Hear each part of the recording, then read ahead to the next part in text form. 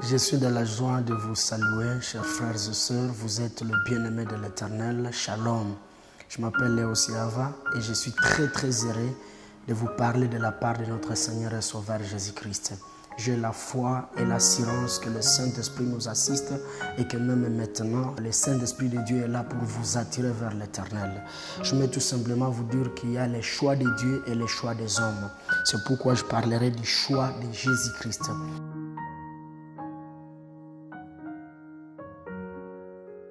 Et cela dans Luc chapitre 6, le 12e verset. Et nous allons lire, la Bible déclare, à ce temps-là, Jésus se rendit sur la montagne pour prier et il passa toute la nuit à prier Dieu. Car le jour paru, il appela ses disciples, il a choisi 12 auxquels il donna le nom d'apôtres.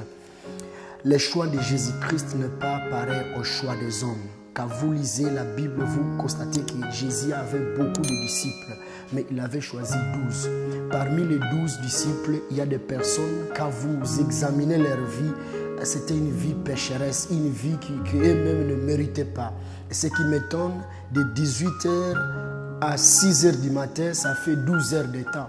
Donc, quand il a choisi 12 apôtres, cela veut dire que pour chacun, il a fait 1 heure de temps en train de prier pour qu'il choisisse quelqu'un qui est bien. Pour le choix des hommes, pendant qu'il a prié les 12 heures de temps, Jésus choisirait des théologiens, des économistes, il choisirait des personnes dignes de ce nom. Mais ce qui m'étonne, dans les groupes de Jésus, il y a 3 catégories de personnes qui ne méritent même pas être parmi ses disciples, ses apôtres. Et Jésus, qui est le meilleur, il a choisi ses apôtres. Parmi ses apôtres, nous voyons exactement Pierre. Quand vous essayez d'examiner la vie de Pierre, Pierre, il était un homme très colérique. Il était prêt même à tuer quelqu'un. Vous vous rappelez dans la Bible, Pierre, un jour, dans Jean chapitre 18, verset 10, il coupa l'oreille de Malchus. Donc, dans les groupes de Jésus, il y avait quelqu'un qui n'était pas tolérant. Quelqu'un qui était brutal, quelqu'un de colérique. Pourquoi Jésus, dans sa prière d'1 heure, en priant pour quelqu'un, pour qui il va choisir, il avait choisi un Pierre colérique. Jésus est venu chercher qui sauver. Il n'est pas venu pour ceux qui n'étaient pas malades, il est venu pour chercher ceux qui étaient malades. C'est pourquoi dans ce groupe, on trouve un Pierre qui coupa l'oreille de Malchus. Deuxièmement, nous trouvons Judas Iscariote. Un homme qu'il connaissait, qu'il le livrera un jour, parce que Jésus connaît tout. Il est Dieu, il est omniprésent, omniscient, omnipotent. Mais il choisit un Judas qui va finir par le trahir. Dans Luc chapitre 22, verset 48. Vous voyez, le choix de Jésus-Christ n'est pas comme le choix des hommes. Nous, les hommes, nous choisissons les gens qui sont à bon terme avec nous. Nous choisissons des personnes qui ont de l'argent. Nous choisissons des personnes qui ont étudié. Nous choisissons des personnes qui ont un bon comportement, une bonne réputation. Mais écoute, Jésus choisit Judas Iscariote qui va le trahir par un seul baiser. Nous voyons Jean et Jacques, qui sont les enfants d'une femme appelée Salomé. Ces 2 garçons, un jour, Jésus voulait entrer dans un village, mais les villageois ont refusé que Jésus n'y entre pas. Dans la Bible, dans Luc chapitre 9, la Bible dit que le peuple a refusé que Jésus entre dans le village. Alors Jean et Jacques ont demandé à Jésus, permettez-nous de brûler ce village. Permettez-nous d'appeler le feu de brûler.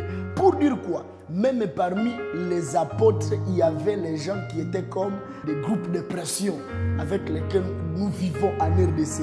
Donc Jésus-Christ t'aime tel que tu es. Il t'a choisi. Qu'importe ton rang social, qu'importe la situation dans laquelle tu vis. C'est pourquoi Luc chapitre 19, verset 10, la Bible dit, le Fils de l'homme est venu chercher et trouver qui était perdu. Et qui était perdu, c'est moi et toi. Et sache une chose, frères et sœurs. Il n'y a aucun péché impardonnable. Tout péché est pardonnable. Qu'importe les erreurs, qu'importe tout ce que tu as déjà fait dans ta vie. Je t'assure, Jésus-Christ qui avait choisi Pierre, Jésus-Christ qui avait choisi Judas Iscariote, Jésus-Christ qui avait choisi Jean et Jacques, il t'a choisi aujourd'hui. Si tu invoques seulement le nom de l'Éternel et que tu l'acceptes comme Seigneur et Sauveur personnel de ta vie, tu seras sauvé. Et écoute, tu n'as pas la vie à donner à Jésus-Christ. Pourquoi? Ta vie, c'est une mort. Mais Jésus s'est donné pour toi. Il a pris ta vie qui était morte. Il a donné sa vie pour que tu sois vivant. Et donc, tu peux ressusciter à Jésus-Christ en acceptant seulement là où tu es et tu acceptes le pardon de ce Jésus-Christ qui est le sauveur de l'humanité. Sur la croix, un voleur, un garçon qui était vraiment un meurtrier, mais il a sauvé même ses brigands à la croix. Et si toi tu ne pardonnes pas quelqu'un qui est voleur au quartier, tu ne veux pas pardonner quelqu'un avec qui vous vivez à l'école parce qu'il a pris tes effets et tu dis que non, si tu et puis tu entends qu'il est déjà sous le verrou, la police l'a pris ou l'armée l'a pris et il est à Golgotha en train de l'exécuter. Tu dis ok, je suis content de cela. Mais écoute, les voleurs qui étaient vraiment le plus mauvais, il est pardonné à la croix, mais toi qui es la victime de ces voleurs, si tu meurs en ayant la colère dans ton cœur, je t'assure que Jésus a déjà pardonné ces voleurs-là. À la dernière minute, écoute, tu n'as pas le droit de ne pas pardonner ton semblable.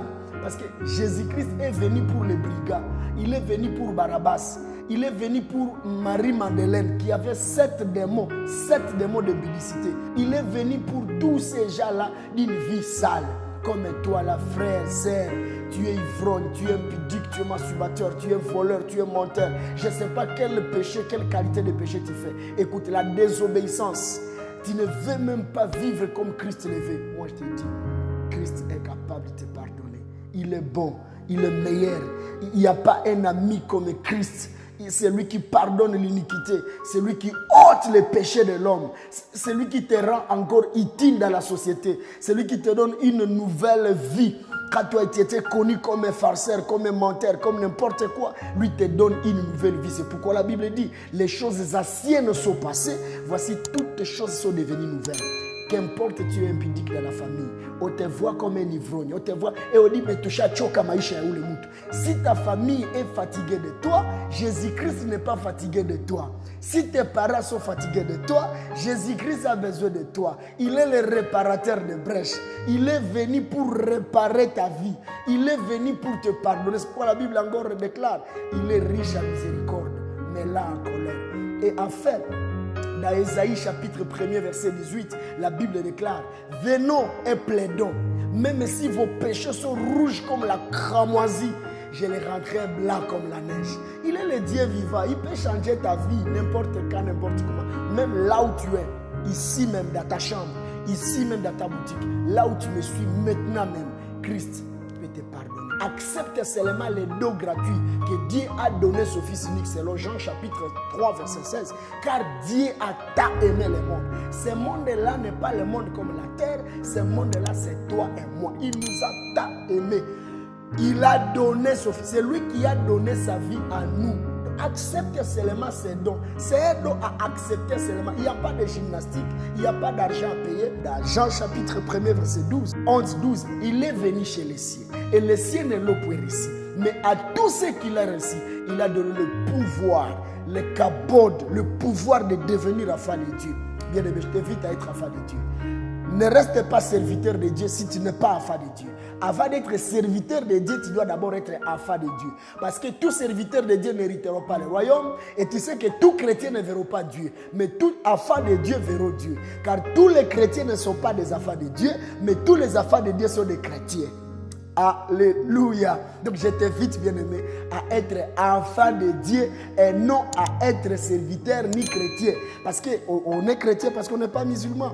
On est chrétien parce qu'on n'est pas bouddhiste. Et comme tu es chrétien, tu es né dans une famille chrétienne, peut-être protestante, peut-être pentecôtiste ou charismatique, et tu te dis chrétien. Oui, mais tu n'es pas enfant de Dieu. Si tu acceptes les dons gratuits dans ta vie, il demeure à toi, comme Apocalypse 20, verset 3 dit, je suis à la porte, je frappe. Si quelqu'un attend ma voix et ouvre, j'entrerai chez lui, je mangerai avec lui, je souperai avec lui. C'est pourquoi il a dit, Zachée, descends du sycomore. Aujourd'hui, je serai avec toi, je mangerai avec toi. Christ veut entrer chez toi aujourd'hui. Et il peut changer ta vie en un clin d'œil. Demeurez béni. Si tu veux encore une fois changer ta vie, tu peux appeler le numéro qui balance du serviteur de Dieu, le propriétaire de ces lieux. Que Dieu vous pardonne, que sa miséricorde coule dans votre sang et accepte seulement les dons gratuits de Jésus-Christ et tu seras sauvé. Car quiconque invoquera le nom du Seigneur sera sauvé. Abonnez-vous massivement. partagez nos messages. Partagez vraiment en masse. Parce qu'il est temps pour nous d'aller dans le monde entier. Et ça, c'est le moyen favorable pour que toi qui nous partages, toi qui partages, tu t'abonnes. Là, alors tu nous aides à propager l'évangile. Abonnez-vous massivement et que le Dieu vous bénisse abondamment.